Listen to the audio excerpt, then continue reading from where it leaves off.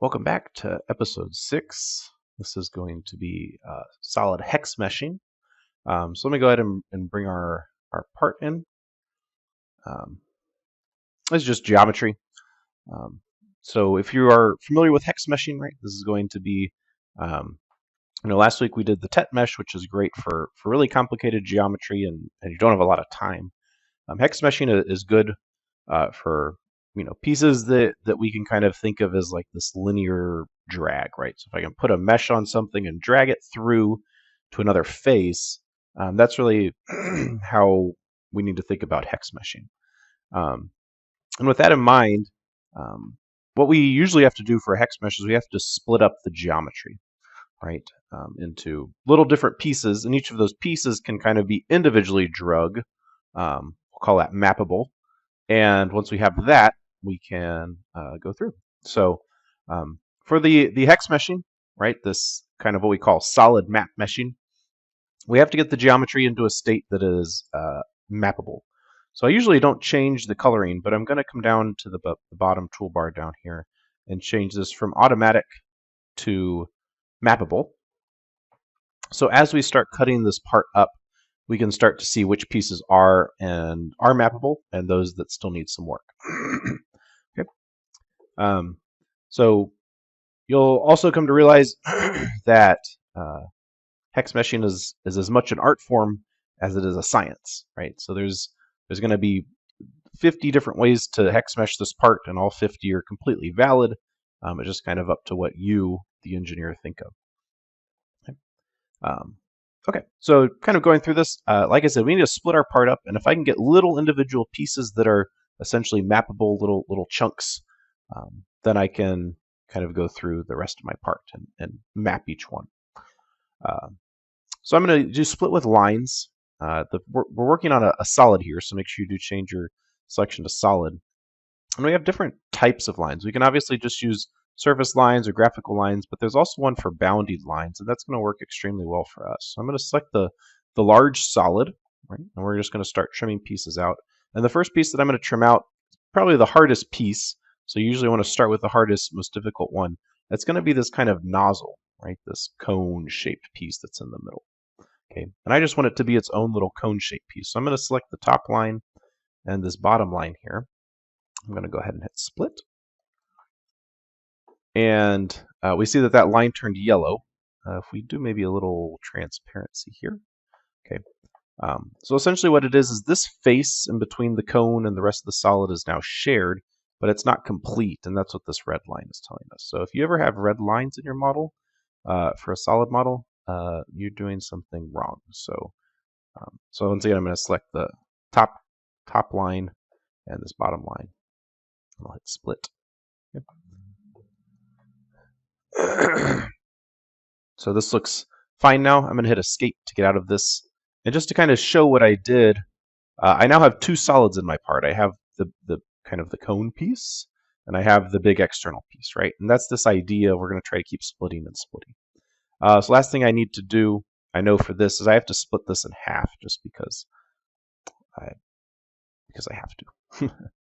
So I'm going to split with a plane. Once again, splitting a solid with a plane, and I'll just use our little saw blade here, get it in the right spot, and this happens to be in the y-axis. Split. Okay, so now that I've split that, you see that little cone part has turned into a nice chartreuse color. I believe it's not nice at all. It's kind of a yucky color, but that means that it's mappable. So that means I can put a mesh on one face and drag it through. Okay. And this process is going to repeat itself several times. So I will kind of split off other little chunks using different split operations. Again, there's no right way. There's probably a wrong way. But there's really no correct way to do this. The order for this particular part doesn't matter, right? There are certainly times where you want to do certain operations at certain times. Anytime I need to define a vector, my vector tool will come up. So I want to take these lines, trim them down in this direction, split. Do a similar thing over here. And you can use tab to toggle back between your target and your tool. so I don't have to travel my mouse all the way up there. I'm just going to hit Tab. Again, and then I'm using snaps to define these vectors.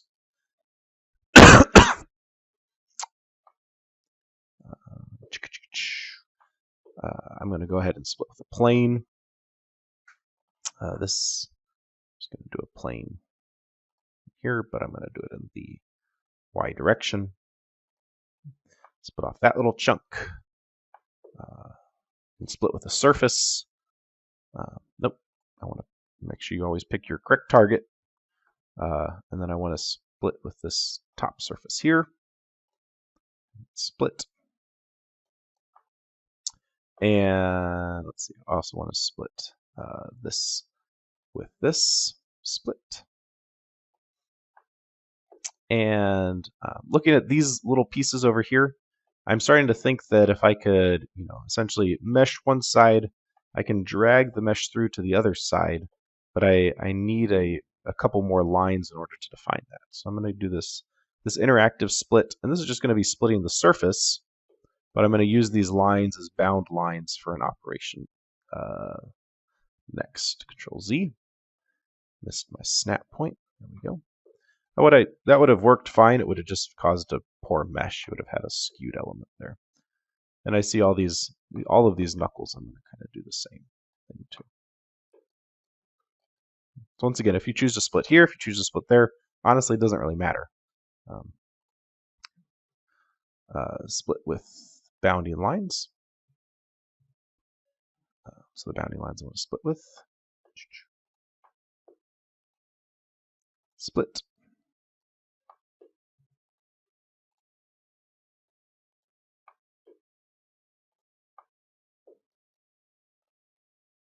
Split.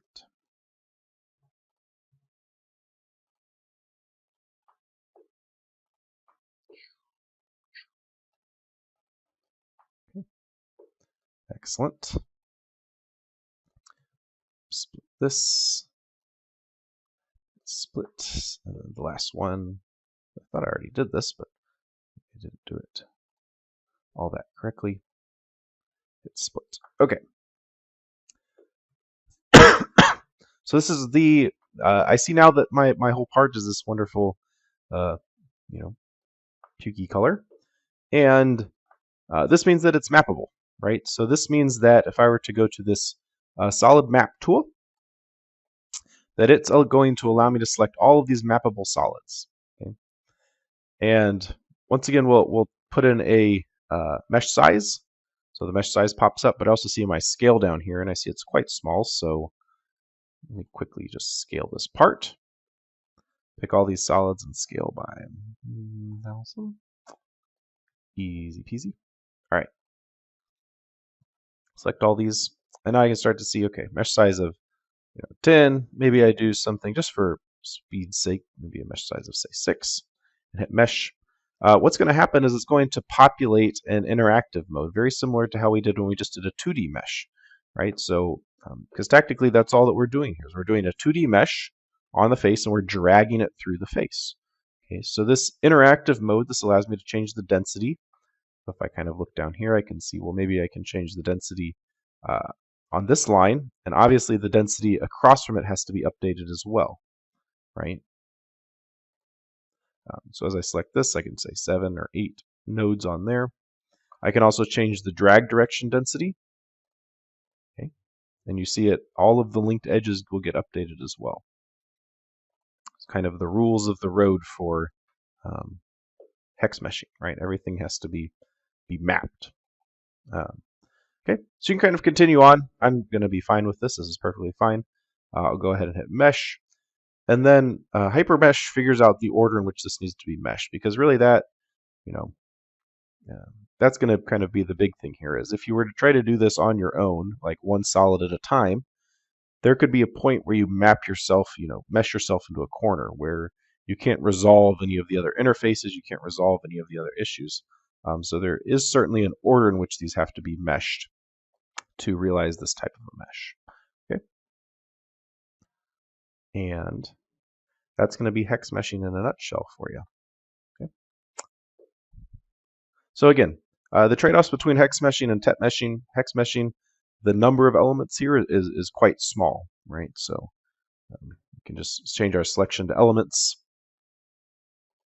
and just do Control A to select all of them. So a little under 4,000 elements. If we were to tet mesh this, it would probably be about 4 or 5 times this, right? So that's kind of the order of magnitude you're going to look at for the number of degrees of freedom that you have to solve for. So, with that, I hope everyone's doing well. Next week we get to dive into morphine, which is quite fun. So very excited about that.